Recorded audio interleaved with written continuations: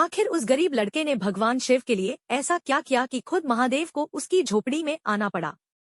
और अगली सुबह पूरे गांव में एक चमत्कार हो गया। काशी के पास एक छोटे से गांव में माधव नाम का एक लड़का रहता था। वो बहुत गरीब था और बचपन से ही उसके दोनों हाथ ठीक से काम नहीं करते थे। गांव वाले उसका मजाक उड़ाते और कहते कि ये कभी कुछ नहीं कर पाएगा।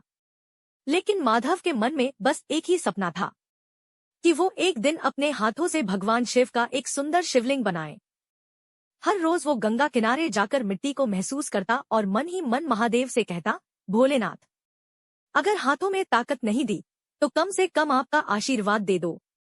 एक रात जब माधव मंदिर की सीढ़ियों पर सो रहा था तभी उसके सपने में भगवान शिव प्रकट हुए। उन्होंने कहा, माधव, कल से हर रात तुम्हारे हाथों में कुछ घंटों के लिए शक्ति आ जाएगी। उसी समय में तुम मेरा शिवलिंग बना लेना, लेकिन सूरज निकलते ही तुम्हारे हाथ फिर पहले जैसे हो जाएंगे। अगली रात से माधव जागकर मिट्टी से शिवलिंग बनाने लगा।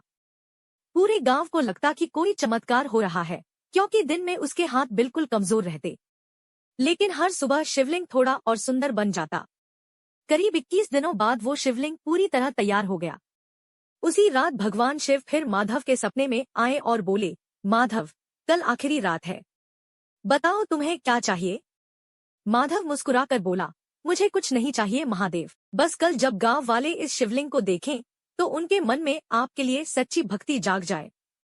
अगली सुबह जब गांव वाले मंदिर पहुंचे तो सबकी आंखें फटी रह गईं, क्योंकि वहां सिर्फ शिवलिंग ही नहीं था, बल्कि उसके पास एक कागज भी रखा था जिसमें लिखा था, माधव, तुमने मिट्टी से सिर्फ मेरा रूप नहीं बनाया, तुमने लोगों के पत्थर दिलों में भी भक्ति जगा दी।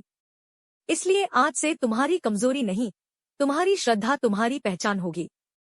और कहते हैं, उस दिन के बाद पूरे गांव में पहली बार एक साथ हर हर महादेव की आवाज गूंजी।